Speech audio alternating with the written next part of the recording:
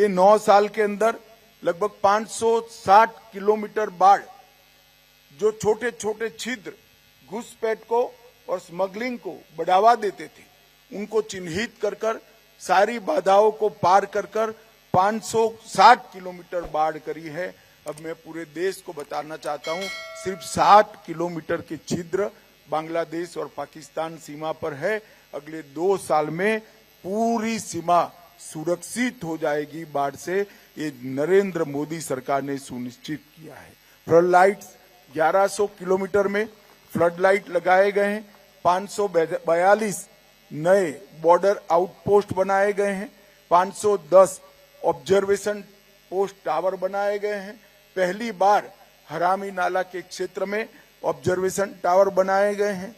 637 outpost पर बिजली connection दिए गए हैं।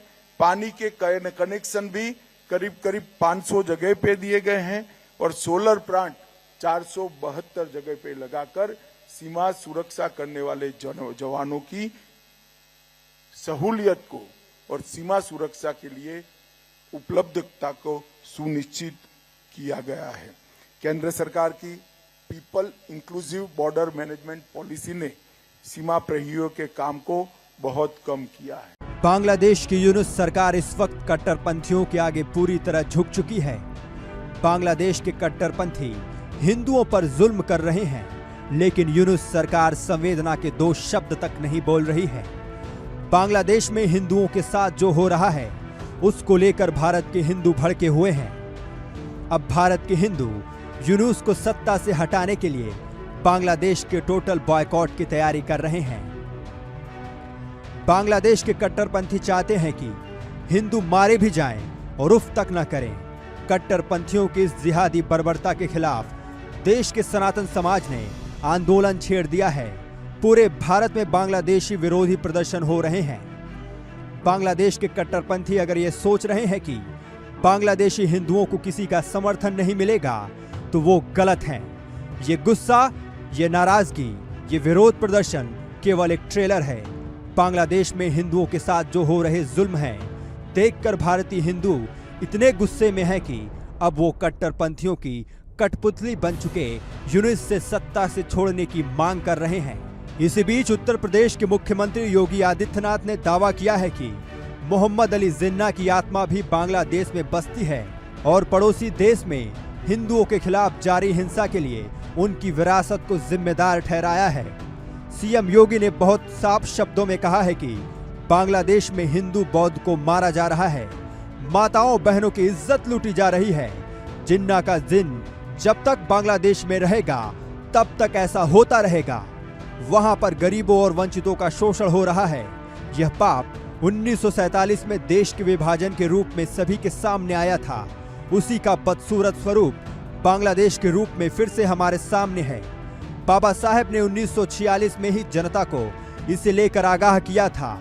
उन्होंने कहा था कि देश का बंटवारा मत होने दीजिए, अगर यह हो गया तो आर पार की लड़ाई शुरू हो जाएगी, जो आज हमारे सामने दिख रही है। महत्व दिया होता,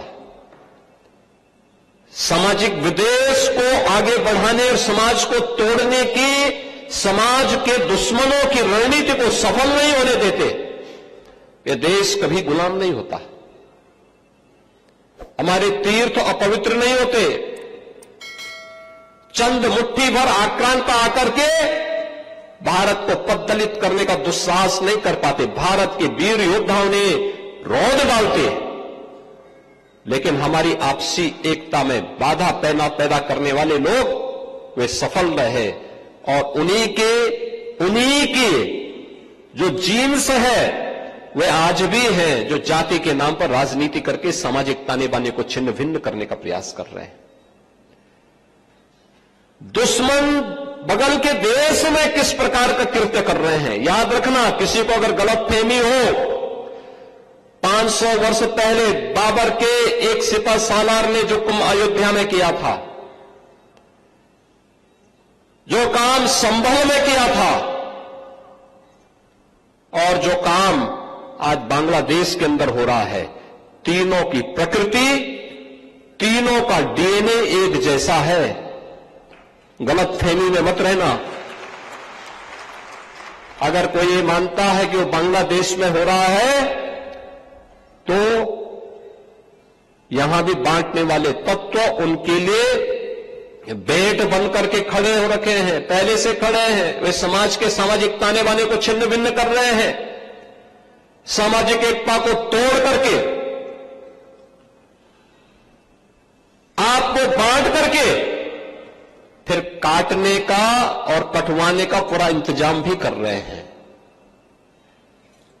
ये बांटने वाले लोग, बहुत सारे लोग तो ऐसे हैं जिन्होंने दुनिया के तमाम देशों में प्रॉपर्टी खरीद करके रखी हुई है। जहां संकट आएगा वहां भाग जाएंगे, मरने वाले मरते रहेंगे, यही करेंगे लोग। बांग्लादेश में हाहाकार मचा हुआ है, पूरा देश आंदोलन की आग में सुलग रहा है।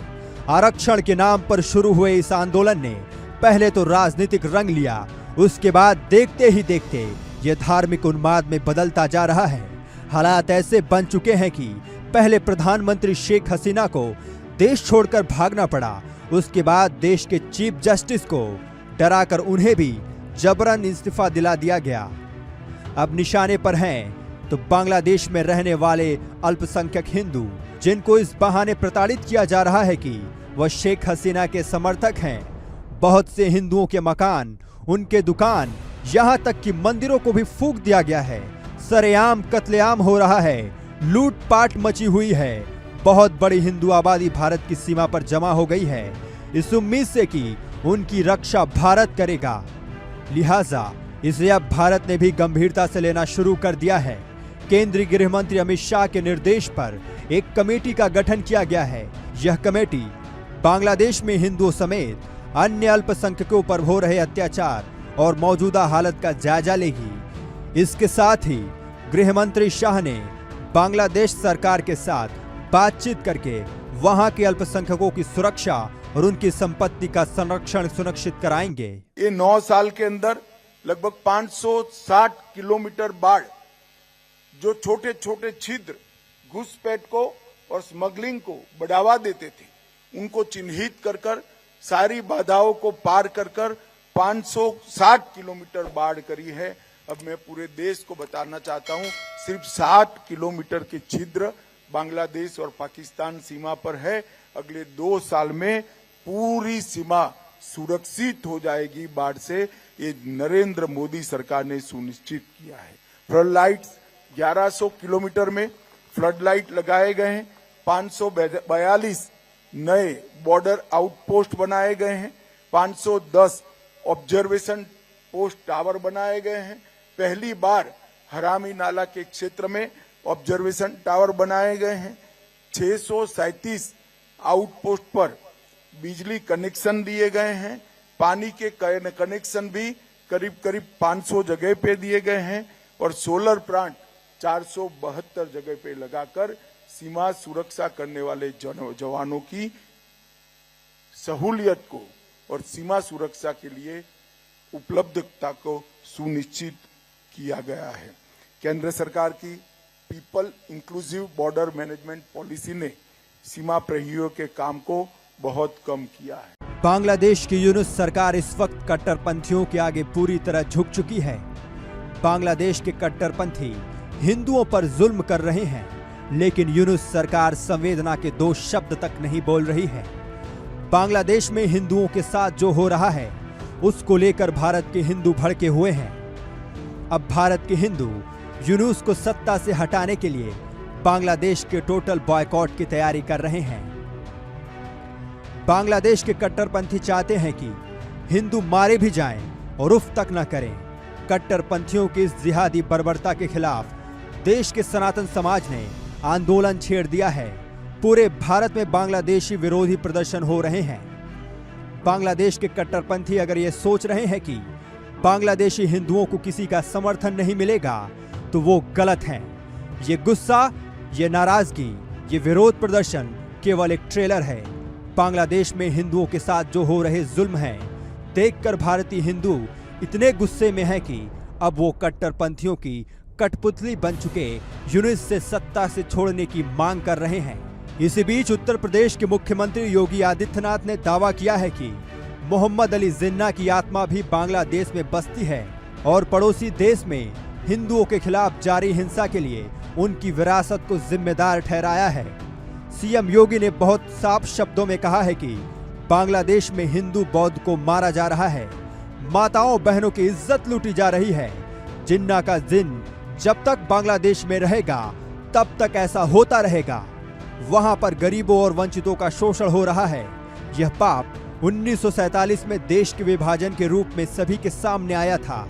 उसी का बदसूरत स्वरूप बांग्लादेश के रूप में फिर से हमारे सामने है।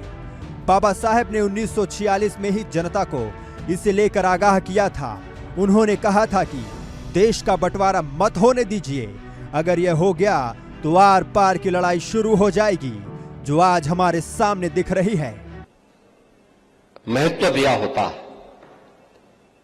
सामाजिक विद्वेष को आगे बढ़ाने और समाज को तोड़ने की, समाज के दुश्मनों की रणनीति को सफल नहीं होने देते। ये देश कभी गुलाम नहीं